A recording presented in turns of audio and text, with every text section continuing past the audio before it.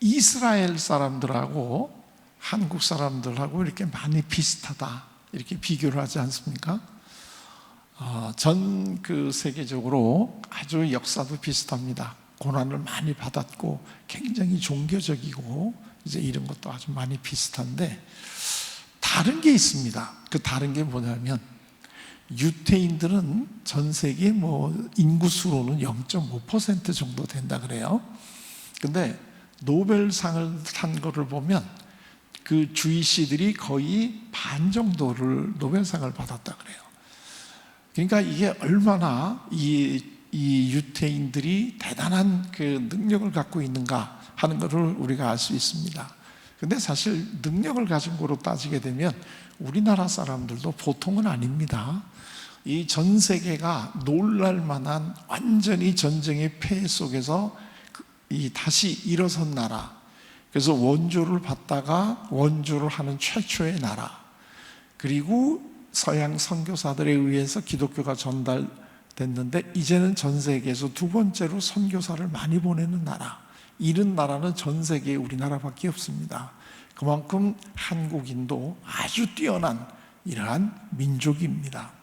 그런데 왜 한국 사람들은 노벨상이 없는데, 물론 이 평화상은 받으셨습니다만은 이 공부하고 관계되는 이런 노벨상을 우리는 아직은 하나도 안 받았지 않았습니까? 근데 왜 주이시들은 노벨상의 반을 받았을까요? 오늘은 제가 그 이야기를 그냥 잠깐 한번 나눠볼까 합니다. 이 주이시들하고 우리나라하고 이제 다른 것들이 그 문화가 많이 다릅니다. 자, 예를 들게 되면 우리나라는 예를 들면 아버지가 한국인이고 어머니가 한국인이 아니면 이 자녀는 한국인으로 칩니까? 어떻게 됩니까? 이건 한국인입니다. 우리는 가부장적이기 때문에요. 그 얘기는 뭐냐면 아버지가 한국인이 아니고 어머니가 한국인이면 원래 이 자녀는 한국인이 아닙니다. 우리는 아버지로 내려가기 때문에요. 그런데 유태인들을 보면 유태인들은 이 똑같은 상황이요. 그러니까 아버지는 유태인이 아니고 어머니가 유태인이면 어떻게 될까요? 이건 유태인입니다. 반대로 아버지가 유대인인데 어머니가 유태인이 아니다, 이건 유태인으로 취급 안 합니다. 이게 우리하고 반대입니다. 그래서 이 사람들에게 왜 너희들은 우리가 이 주이시 문화를 보게 되면 가부장적인 것라고 우리는 생각을 하는데 어떻게 그 어머니를 중심으로 유태인이냐 아니냐를 결정을 하느냐 하고 이렇게 물어보면 이 사람들은 뭐라고 대답을 하느냐 하면은 유태인은 태어나는 게 아니고 만들어지는 거래요. 유태인은 태어나는 게 아니고 만들어지는 건데, 그럼 그 유태인으로 자녀를 누가 만드느냐? 그게 어머니라는 거예요. 그래서 어머니가 유태인이면 아버지가 어느 민족인지 관계없이 그 자녀는 다 유태인으로 만들어낸다. 이게 이 사람들이 공식적으로 하는 대답이에요. 이게 우리하고는 참 생각이 다르고 어머니의 역할이 어떤 역할인가 하는 것을 우리하고는 참 다르게 생각을 한다 하는 점이 참 독특한 점이에요. 그 유태인들이 어려움을 당하거나 살아가면서 이 지혜를 걷기 위해서 옆에다 두고 보는 책이 탈무드라는 책이 있지 않습니까? 그런데 그 탈무드에 보게 되면 아주 재미있는 이야기가 있습니다. 하나님이 이 세상을 다 창조하시고, 자, 이제 아담과 하와도 창조하시고, 그 다음에 가족을 이제 만든 다음에, 자, 이제 일단 할 일은 기초는 닦았다, 이렇게 생각을 하시고 쉬시면서 사람들에게 뭐라고 얘기를 했느냐 하면, 자, 이제 이 세상을 일단 기본을 다 이제 했으니까 다들 좋은 사람이랑 결혼해가지고 가족을 이루고 생육하고 번성해라. 이제 그런 이제 축복의 말씀을 해주신 다음에 혹시라도 부부가 살다가 좀 어려운 문제가 생기면 나한테 와서 얘기해라. 내가 그러면 그 문제를 해결해 준다. 이렇게 이제 얘기를 하셨대요. 근데 하나님은 내심 모든 가족들이 다 문제가 없이 행복하게 살고 있을 거라고 예상을 하시고 그런 말씀을 하셨대요. 그랬는데 그런 말씀이 떨어지시자마자 우리 집이야, 우리 집이야 하고 손 들고 나오는데 모든 집에서 다 손을 들더래요. 우리 집 문제가 있다고. 그래서 빨리 와서 우리 집에 이 문제를 좀 해결해 달라. 그래서 이 하나님이 너무나 깜짝 놀라가지고 이거 이렇게 해가지고는 안 되겠구나 하고 생각을 하시고 하나님을 대신해서 각 가정에 본인의 역할을 해줄 사람들을 하나씩 보낸대요.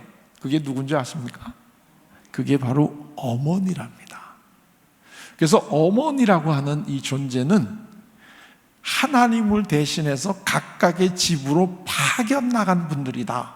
이게 주이시들이 생각하는 어머니의 정의입니다.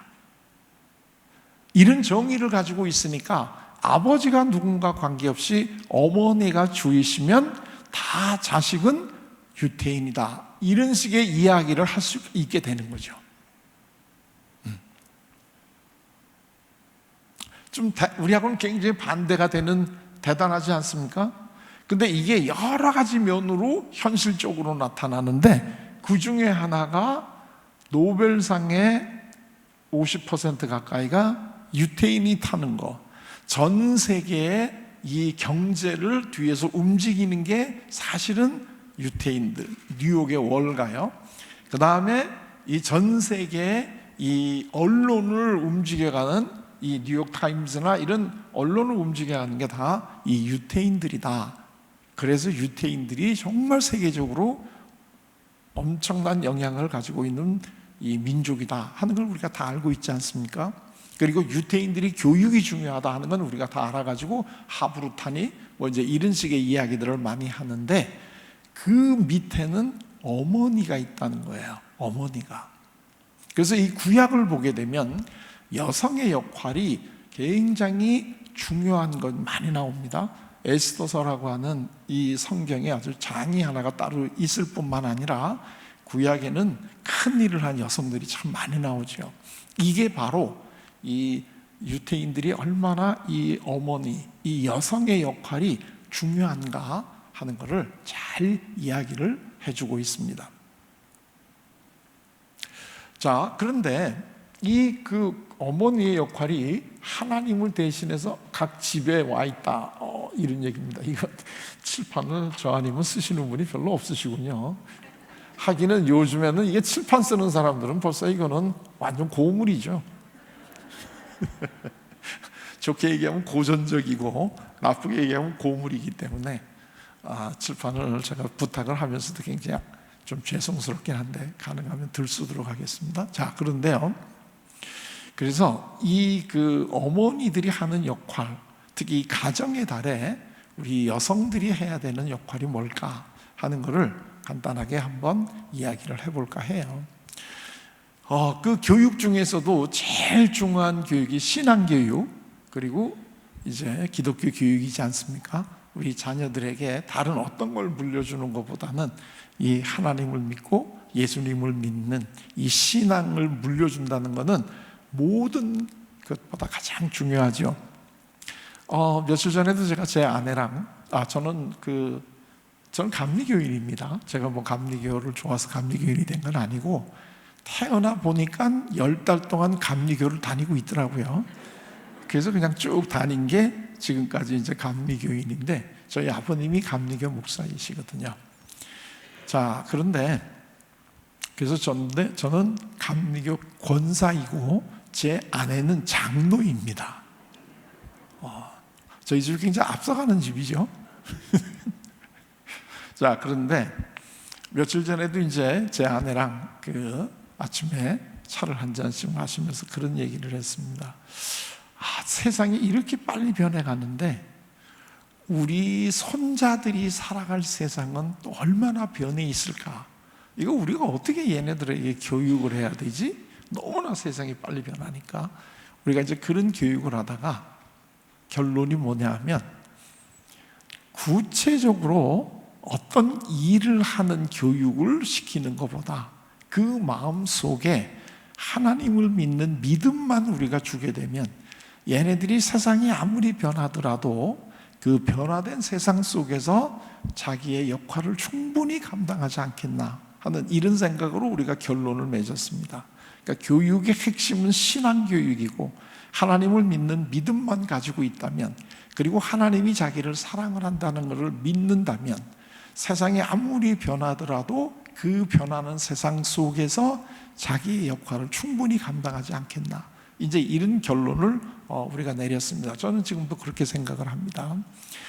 제가 상담을 전공하면서 많은 어려움을 겪는 사람들을 보는데 이 사람들의 마음 속에 정말 하나님이 자기를 사랑을 하시고 자기는 하나님의 사랑을 받는 아주 귀한 존재라고 하는 이 확신만 있다면 이런 어려움을 충분히 이겨나갈 수 있을 텐데, 그게 없기 때문에 이 사람들이 지금 많이 힘들어하는구나 하는 느낌을 매번 제가 받거든요. 자, 그런데 그렇다면 이 하나님을 대신해서 각각 집에 계시는 분들이 어머니이시면 우리 어머니들이, 또는 부모라고 얘기해도 되겠습니다. 우리 어머니들이 또는 부모님들이 하나님 또는 예수님을 어떤 분이라고 생각을 하시고 계시는지가 굉장히 중요합니다. 왜냐하면 우리가 자녀들에게 신앙교육을 하려고 하면 결국은 예수님에 대한 것을 우리가 소개를 해야 되는데, 내가 알고 있고 내가 관계를 맺고 있는 예수님이 어떤 분인가에 대해서 우리 자녀들에게 이야기해 줄 수 있는, 또는 소개해 줄 수 있는 예수님의 모습이 조금씩 달라지지 않겠습니까? 그렇기 때문에 가끔씩은 내가 믿는 예수님은 나에게는 어떤 분일까 하는 것을 한번 확인해 보는 것은 굉장히 중요할 거라고 생각을 해요. 자, 제가 이 외람댁에 한번 질문을 던져볼게요. 여러분들이 믿으시는 예수님은 어떤 분이십니까? 여러분이 믿으시는 예수님은 어떤 분이신가요? 사실 우리가 좀 엄밀하게 얘기한다면 여기 계신 각자가 믿으시는 예수님의 모습은 다 다를 겁니다. 그건 살아오면서 자기가 경험하고 자기가 이 믿는 예수님과의 관계가 조금씩은 다 다르기 때문에 다 다르실 겁니다. 좀 오래된 이야기인데요. 제가 이제 저는 자녀가 셋입니다. 아들, 딸, 아들 이렇게 셋이 있는데, 물론 이제는 다 장성해가지고 다 이제 결혼을 해가지고 각자의 가정을 꾸리고 살아가고 있습니다. 근데 얘네들이 좀 어렸을 때 제가 얘네들을 데리고 이제 바닷가에 휴가를 갔습니다. 그래서 제가 이제 운전을 하고 동해 바다를 갔기 때문에 좀 저녁을 먹고 나서 약간 피곤했는지 선잠이 들었습니다.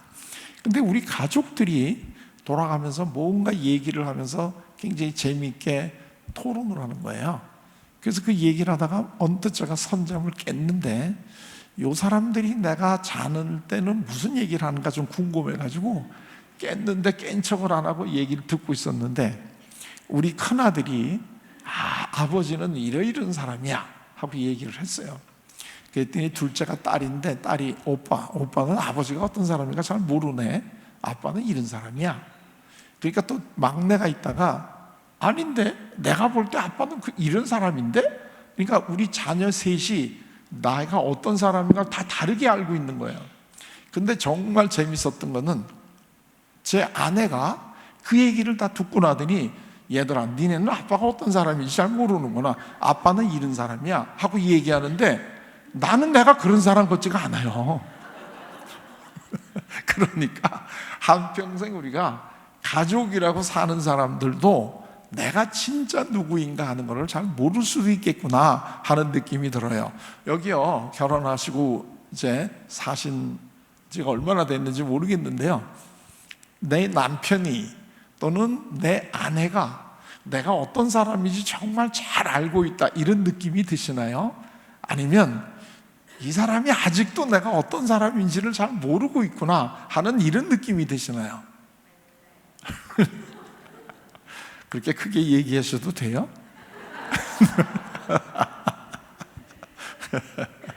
그래요. 제가 며칠 전 결혼한 지 금년에 47년이 됐어요. 근데 무슨 얘기하다가 제 아내가 당신은 나랑 40년이 넘게 살았는데 아직도 내가 어떤 사람인지 잘 몰라? 이렇게 이제 좀 짜증 나듯이 얘기를 한단 말이에요. 그래서 저도 좀 화가 났어요. 그래서 제가 대답을 했어요. 당신은 내가 어떤 사람인지 다 아는 줄 알아? 우리가 결론이 뭐냐면 서로 모른다. 이제 이게 결론이고, 그래서 서로 우리가 서로 알려주면서 배우면서 앞으로 살자. 이게 이제 우리가 결론이었어요. 자, 우리는 예수님이 어떤 분인가 하는 것을 과연 잘 알고 있나? 내가 믿고 있고 내가 알고 있는, 그리고 우리 자녀들에게 전해주고 싶은 그 예수님이 과연 맞나? 하는 이런 것들을 우리가 한 번씩은 생각을 해볼 필요가 있어요. 근데 맞으시겠죠. 신앙생활을 오래 하셨으니까 다 맞으실 텐데, 그런데 한 군데서 예수님이 어떤 분인가 하는 것을 비교적 소상하게 우리에게 알려주신 대목이 구약에 보면 이사야 선지자님이 우리들에게 앞으로 오실 메시아는 어떤 분인가 하는 것을 소개를 해 주셨는데요. 그 소개가 이런 겁니다.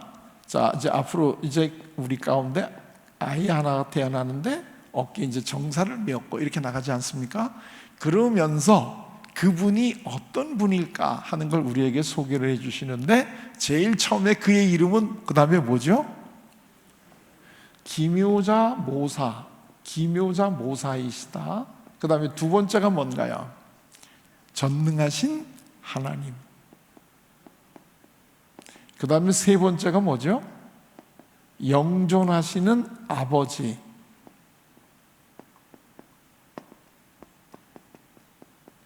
그 다음에 네 번째가 뭔가요?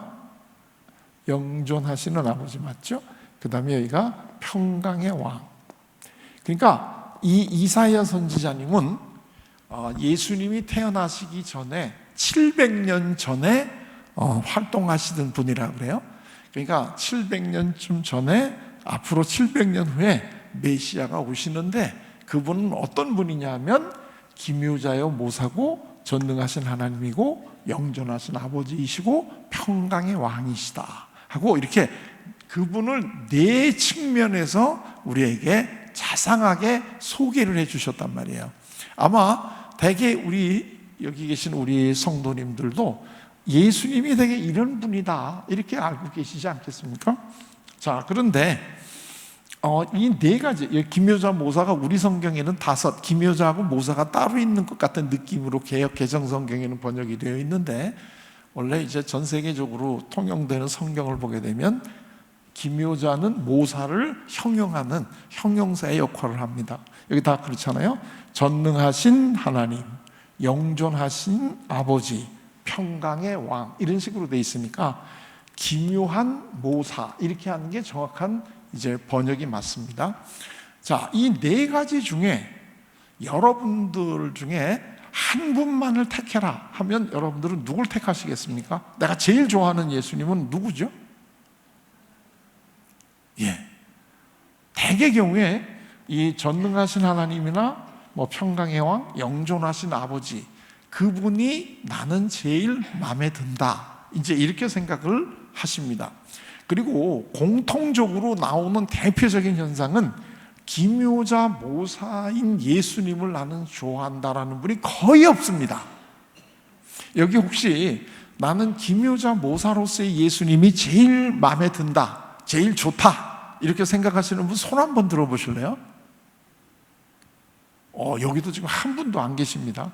그래서요, 대개 제가 이런 질문을 했다가 어느 분이 손 드시면 굉장히 걱정됩니다. 저분 좋으셨나? 이런 느낌이 들고, 한 분도 없습니다. 참 희한합니다. 이사야 선지자께서는 예수님을 소개할 때 이거를 제일 먼저 소개하지 않습니까? 그분은 기묘자 모사이시다, 이걸 제일 먼저 소개를 하시는데, 한국 교회에서는 이 예수님의 이 모습을 굉장히 관심이 없어 하십니다. 근데 저는 이걸 왜 그런지 모르겠습니다.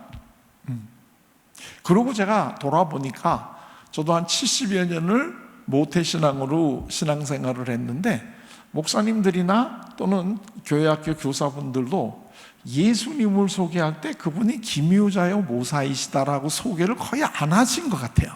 제가 들어본 기억이 별로 없는 것 같아요.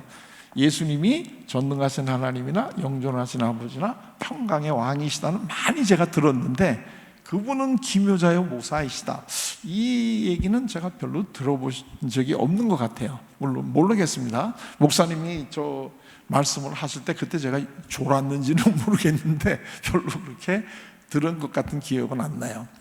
근데요, 오늘 제가 잠깐이나마 소개를 해드리고 싶은, 그리고 주위 씨들의 어머니들이 자녀들에게 어떤 교육을 하고 있는가 하는 것을 좀 이제 알려드리는데, 그거는 뭐냐면 기묘자 모사로서의 예수님을 많이 알려준다는 얘기입니다. 이게 한국 교회에서는 빠져 있는데, 사실 주위 씨의 어머니들의 교육의 가장 핵심은 기묘자요 모사라고 하는 것을 전달해 주는 것이 굉장히 중요하다, 이런 얘기입니다. 그런데 이 기묘자요 모사라고 하는 게 우리말로는 참 이해하기가 좀 어려운데요, 이게 영어 성경을 보면 아주 쉽게 이해할 수 있다는 건 다 아시죠? 이 기묘자요 모사가 영어 성경으로는 뭐라고 되어 있느냐면 원더풀 카운슬러 이렇게 되어 있습니다. 원더풀 카운슬러. 그러니까 혹시 그 영어 성경도 같이 이렇게 대조해서 보시는 분들이 계신다면, 그게 어떤 영어 성경도 마찬가지입니다. 어느 영어 성경도 다 이사야 9장 6절입니다. 이게 이사야 9장 6절을 한번 펼쳐보시게 되면 우리 성경에 기묘자여 모사라 이렇게 번역되어 있는 이 부분이 다 원더풀 카운슬러 이렇게 번역이 되어 있습니다. 그러니까 이거는 아주 굉장히 쉬운 영어지 않습니까? 원더풀은 무슨 뜻입니까? 뛰어난, 놀라운, 훌륭한 이런 얘기 않습니까? 신촌교회 is a wonderful church, 아주 정확하게 표현할 수 있는 거 아니겠어요? 이게 원더풀입니다. 카운슬러는 뭐예요? 상담자. 그러니까 이 이사야 선지자님께서는 예수님이 오시기 700여 년 전에 벌써 앞으로 메시아가 오시는데, 그분이 하시는 역할 중에 제일 첫 번째가 원더풀 카운슬러로서 오신다, 이거를 얘기를 해준 거죠. 그러니까 예수님이 오신 지가 2000년이다 그러면 700니까 2700년 전에 벌써 이사야 선지자께서는 예수님께서는 원더풀 카운슬러 역할을 하신다. 자, 그런데요, 놀랍게도 예수님 자신이 나눈 이 상담자다 이렇게 딱 얘기하신 대목이 있습니다. 그 대목이 신약 성경에 보혜사라는 단어입니다. 보혜사. 이 보혜사라는 단어도 사실은 굉장히 언뜻 이해하기 어려운 한자어입니다. 우리가 풀어서 보게 되면 이해를 못할 건 아닌데, 그러나 우리가 일상적인 생활 속에서 당신은 보혜사네 이런 얘기 안 하지 않습니까? 그런데 이 보혜사라고 하는 이 대목이 영어 성경으로 다시 한번 보게 되면 NIV라고 요즘에 세계에서 제일 많이 읽는 영어 성경인데, 그 영어 성경을 보게 되면 카운슬러 이렇게 번역이 되어 있습니다. 카운슬러 이렇게. 자, 오늘 우리 사회에서 제일 필요로 한 일이 뭐냐, 이제 이게 한번 돌아볼 필요가 있는데요, 여러분들 오은영 박사님이라는 분 아시죠?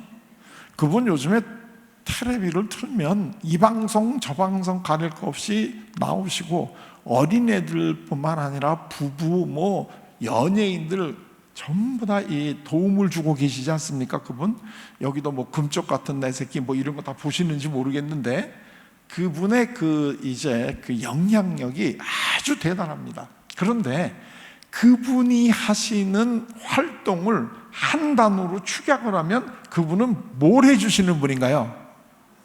그분이 바로 상담을 해주시는 겁니다. 그분이 상담을 해주시는 거예요.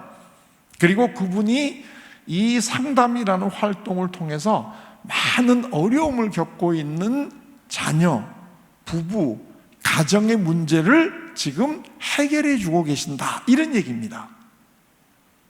그러니까 지금 한국 사회에 제일 필요로 하는 사역 중에 하나가 무슨 사역입니까? 상담입니다. 상담. 그런데 이 상담의 원조가 누구입니까? 이게 예수님이라는 거예요.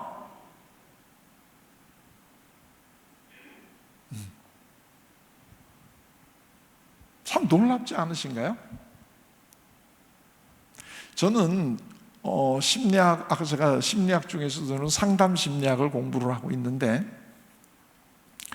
제가 고려대학교 심리학부의 명예교수이면서 미국의 남침례교단, 미국에는 이 남침례교단이 제일 큰 교단입니다.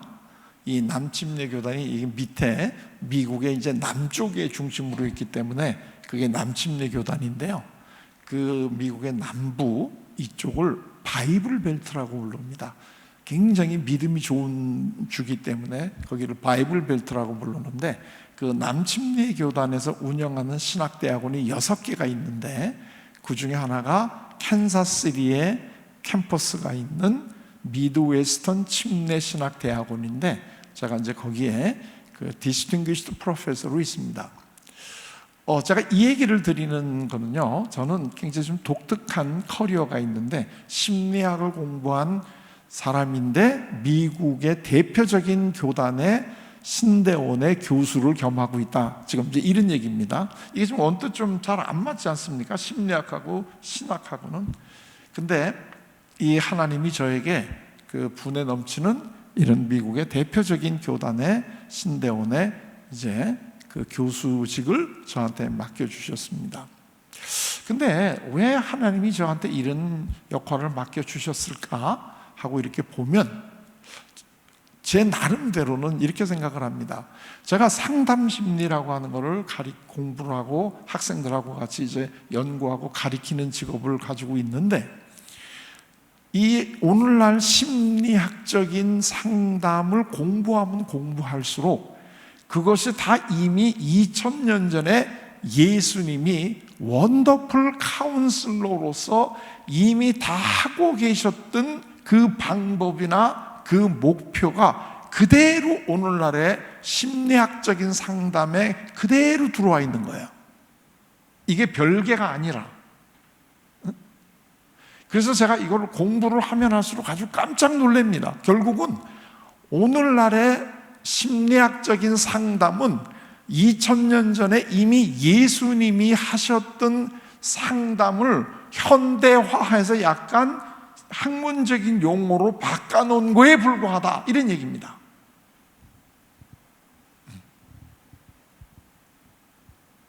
그런데 오늘날에 이 그 예수님이 이 원더풀 카운슬러라고 하는 것을 사실은 우리 기독교인들이 별로 그렇게 크게 관심을 안 가지고 계시기 때문에, 정작 상담은 예수님한테 받아야 되는데 예수님한테는 상담을 안 받고 엄한 사람들한테 가서 상담받고 있다, 이런 얘기가 되는 거죠. 이게 참 재미있는 현상입니다. 예를 들면 이 그 음식점 같은 거, 이 같은 업종이 쭉 붙어 있지 않습니까? 그러면 거기에 꼭 나오는 게 뭐냐, 원조입니다. 원조 할머니 집. 그럼 그 옆에는 진짜 원조 할머니 집 뭐 이러고, 그 다음에 또 다른 집은 원조를 가리킨 원조 뭐 이래가지고 이 원조 논쟁을 그렇게 많이 하는데, 정작 상담의 원조는 예수님인데 그 예수님을 제일 가까이 모시고 생활하는 우리 기독교인들은 그분이 원조인 거를 몰라. 그리고 오은영 박사를 찾아간다 이거예요. 사실은 상담의 원조는 예수님이신데. 그래서 저는, 그리고 한국 사회가 지금 이 상담자가 많이 이 그 중요한 역할을 하는 이유는 그만큼 한국의 현재 이 삶이 굉장히 힘들다는 것 알아요.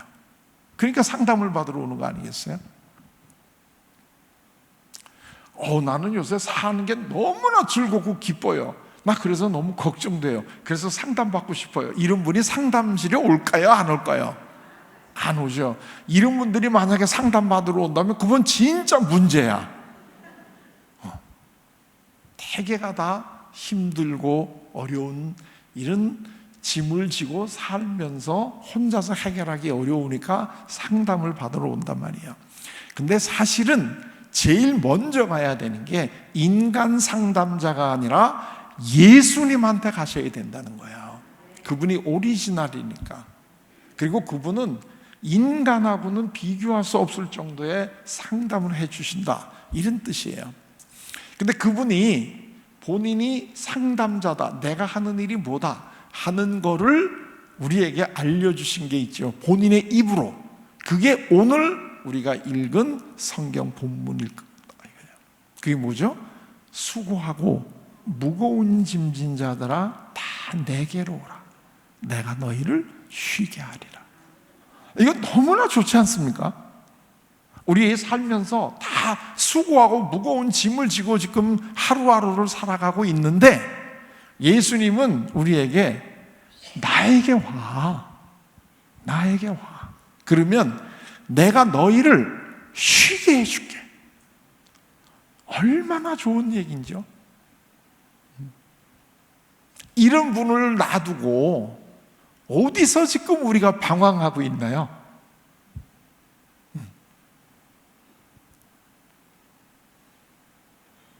참, 그 수고하고 무거운 짐을 다 해결해 주시겠다는 예수님이 우리 교회의 주인이시잖아요. 그러니까 교회는 예수님을 모시고 예수님을 믿고 따라가는 사람들의 집합체이기 때문에 사실은 수고하고 무거운 짐을 지고 살아가는 모든 사람들이 방황할 게 아니라 제일 먼저 찾아가야 될 때가 어디예요? 교회죠. 그리고 교회를 통해서 예수님을 만나고 예수님과 상담을 받고 수고하고 무거운 짐을 다 내려놓고 매일매일의 삶이 편하고 즐거운 이러한 삶을 살 수 있도록 돼야죠. 그래서 우리 성경의 찬송가에도 보면 이런 구절이 많지 않습니까? 내 영혼이 은총 입어서 중한지쯤 벗고 보니, 이런 쭉 나가는 아주 좋은 찬송이 있잖아요. 그 마지막 후렴이 뭡니까? 주 예수와 동행하니 그 어디나 하늘나라. 원더풀 카운슬러가 바로 우리 옆에서 우리랑 동행을 해주기 때문에 우리가 수고하고 무거운 짐을 지기만 하면 그분이 이걸 다 쉬게 해주기 때문에 우리가 그분과 함께 살아가면 그 어디나 하늘나라가 되는 거죠.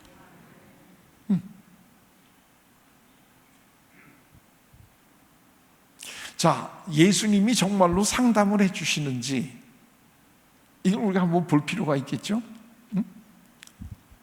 예수님은 많은 사람들에게 상담을 해주셨습니다.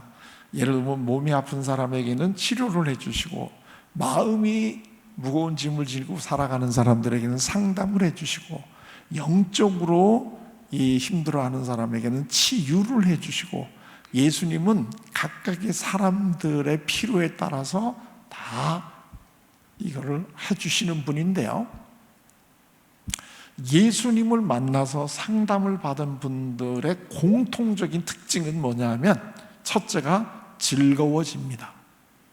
즐거워지고, 둘째는 이웃과의 관계가 개선이 됩니다.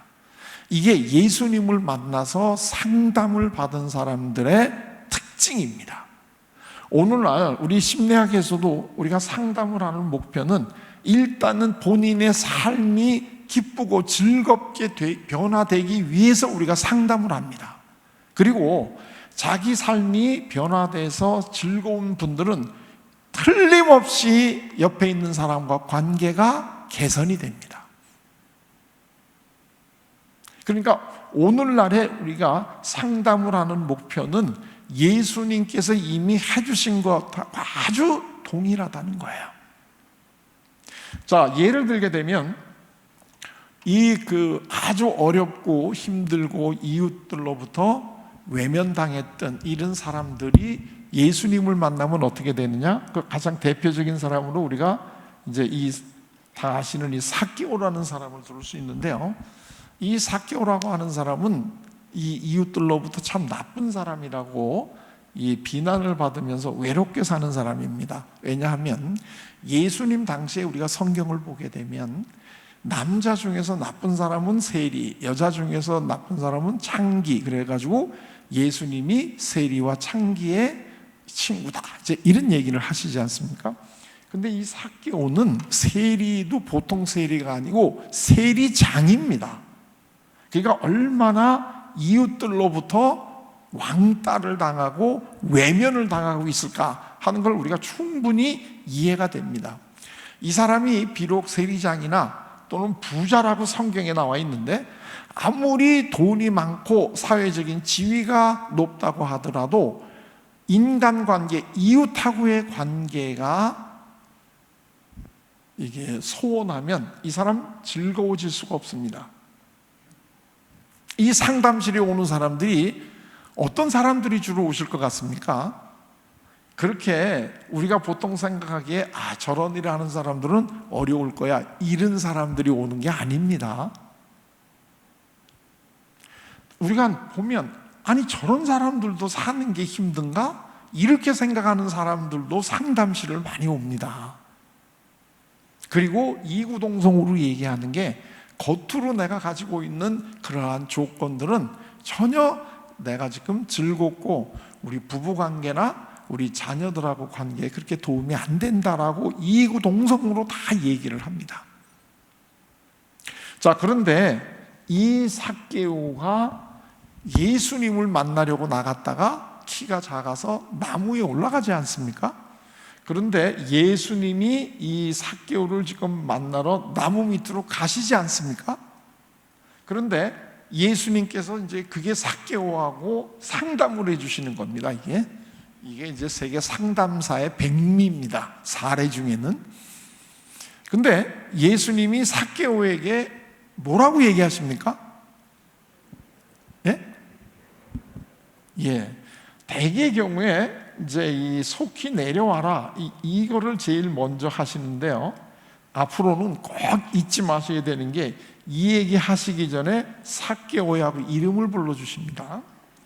이 예수님이 길을 가다가 만나신 사람들 중에 그 이름을 불러준 거는 삭개오가 유일무이합니다. 나중에 복음서를 한번 이렇게 보십시오. 이 예수님께서 제자들하고 이 길을 가다가 어떤 사람을 만나잖아요. 근데 그 사람이 이름을 불러준 거는 삭개오가 유일무이합니다. 그 얘기는 이 예수님께서 왜 삭개오에게 이름을 불러주셨을까 하는 그거를 아셔야 예수님이 얼마나 뛰어난 상담자이신가 하는 걸 아실 수 있다는 겁니다. 유독 삭개오에게만은 예수님이 이름을 불러주시고 그것이 사복음서에 기록이 되어 있다면 그거는 굉장히 중요한 의미가 있지 않겠습니까? 자, 한번 그냥 쉽게 우리가 한번 생각을 해볼까요? 아까도 얘기했지만 삭개오는 이웃들로부터 완전히 왕따를 당하고 아주 외롭게 이렇게 살아가고 있는 사람인데요. 이 사람의 수고하고 무거운 짐이 있겠죠, 삭개오가. 이 삭개오의 수고하고 무거운 짐을 내려놓게 해주려면 이 삭개오에게는 제일 필요로 한 게 뭘까요, 지금? 그렇죠. 이 삭개오는 지금 왕따 당하고 외롭고 이런 상황 속에서 지금 행복하지 못하기 때문에 예수님을 만나러 나갔는데, 이런 삭개오를 한 방에 이 수고하고 무거운 짐을 내려놓아 줄 수 있게 하려고 하면 삭개오가 제일 필요한 거를 해줘야 될 거 아니겠어요? 삭개오가 제일 필요한 게 뭐예요? 친구야. 왕따 당하는 사람한테 제일 필요한 게 뭐겠습니까? 친구 아니겠습니까? 그러면 내가 처음 만난 사람에게 나는 너의 친구야 하는 거를 가장 효율적으로 전달해 줄 수 있는 방법이 뭘까요? 이름을 불러놓는 겁니다. 이름을 불러주는 겁니다. 예수님은 원더풀 카운슬러이기 때문에 많은 상담을 해주시는데 그 상담이 케이스마다 다 다르십니다. 그게 이분이 원더풀 카운슬러라고 하는 이유인데, 이분이 가지고 있는 수고하고 무거운 짐이 상대가 가지고 있는 거에 대해서 각각 다르게 해주십니다.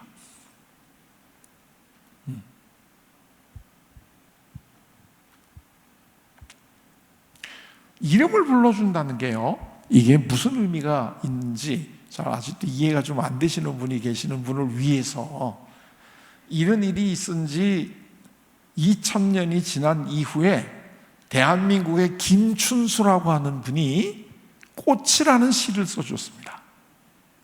이게 완전히 성경적입니다, 이 시가. 근데 그 꽃이라는 시의 제일 첫 번째 연이 뭡니까? 내가 이름을 불러주기 전에는 너는 뭐죠?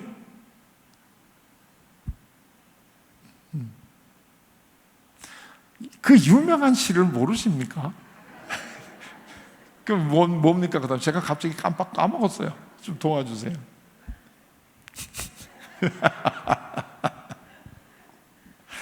제가 갑자기 지금 너무, 아까 제가 떨린다고 그랬잖아요. 이게 좀 떠는 증상이 나왔습니다.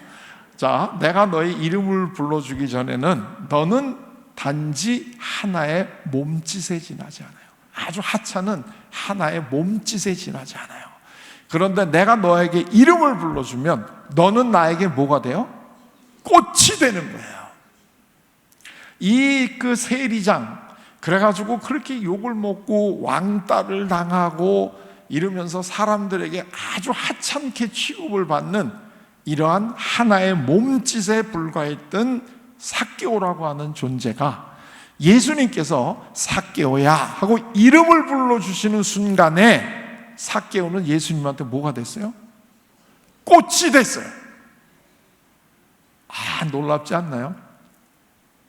혹시 여기 계신 분들 중에 사회에서 나를 무시하고 나를 못 알아주고 나를 따돌리는 바람에 내가 너무나 외롭고 힘들고 이러시다, 혹시 이러신 분이 계시다면 인간에게 인정을 받으려고 자꾸 노력하시지 마시고 예수님께서 불러주시는 내 이름을 한번 경험을 해보셔야 돼요. 그러기 위해서는 우리가, 목사님들이 우리에게 영안을 떠라 이렇게 얘기하는데, 영적인 눈 뜨시던 김에 영적인 귀도 좀 이게 뚫리시면 예수님께서 오늘 바로 내 옆에서 우리의 이름을 불러주고 계시는 음성을 들으셔야 돼요. 이게 예수님에게 상담받는 거예요. 그 옛날에 다른 사람들이 다 무시하고 외면했던 그 삭개오의 이름을 불러주셨던 예수님은 오늘도 바로 우리 옆에서 우리의 이름을 불러주고 계세요. 그런데 우리가 그 음성을 못 들어요. 그래서 요한계시록이 성경의 맨 마지막이 요한계시록인데, 그 요한계시록에 너무나 이 예수님의 마음이 전달이 되고 있는 구절이 있지 않습니까? 너희들이, 내가 지금 문 밖에 서 있는데 내 음성을 듣고 문을 열어주게 되면 내가 안에 들어가서 너희와 같이 식사를 하고 너도 나와 같이 식사를 할 거다. 이게 지금 예수님이 바로 우리 문 밖에서 우리를 이름을 지금 부르시고 계시는데, 우리가 그 음성을 듣지를 못하고 문을 열지를 않아요. 이게 성경의 맨 마지막에 나오는 이야기예요.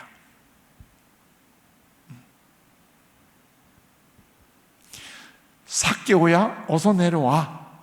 내가 오늘 너희 집에서 하룻밤 잘게.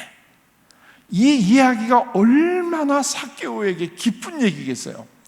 그래서 삭개오가 빨리 나무에서 내려와 가지고 성경을 보게 되면 어떤 마음으로 예수님을 모시고 가요? 즐거워하며. 앞으로 이 삭개오 얘기를 성경에서도 많이 또 보시고 들으실 텐데, 이거를 꼭 잊지 마세요. 삭개오가 예수님을 만나 가지고 즐거워졌어요. 즐거워졌어요. 우리가 교회 와서 예수님께 만나고 상담을 받으면 제일 먼저 나타나는 사인이 뭐냐면 우리가 즐거워져요. 즐거워져요.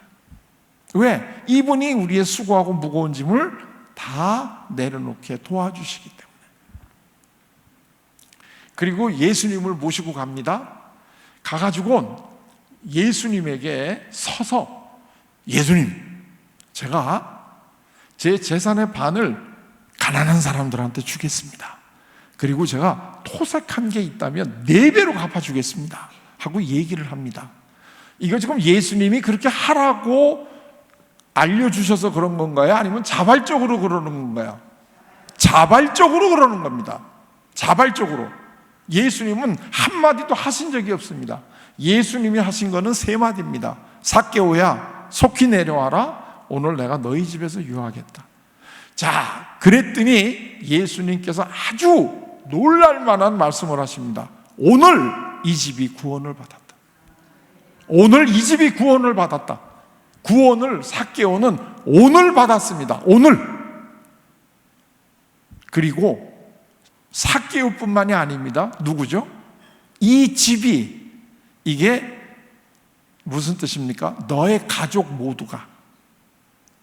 우리말로는 오늘 이 집이, 그 이 집이라는 게 너희 가족 전체가 오늘 구원을 받았다. 그러면서 마지막에 정말 좋은 말씀을 해주시죠. 내가 이 땅에 온 이유는 이 삭개오 같은 사람 때문에 왔다. 삭개오가 누구예요? 우리 아니겠어요? 우리. 그래서 우리가 예수님을 만나고 즐거워져서 정말 예수님이 원하는 삶을 우리가 살게 되면 그날로 우리는 구원을 받고 우리 더불어 우리 가족들도 구원을 받는다. 이거야말로 복음이 아닌가요?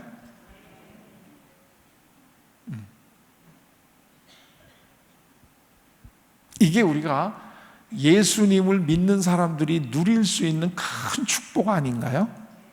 원더풀 카운슬러가 바로 우리 옆에서 24시간 우리를 위해서 상담해 주시기 위해서 대기하고 계시는 거, 이게 예수님을 믿는 기독교인이 누릴 수 있는 특권이죠.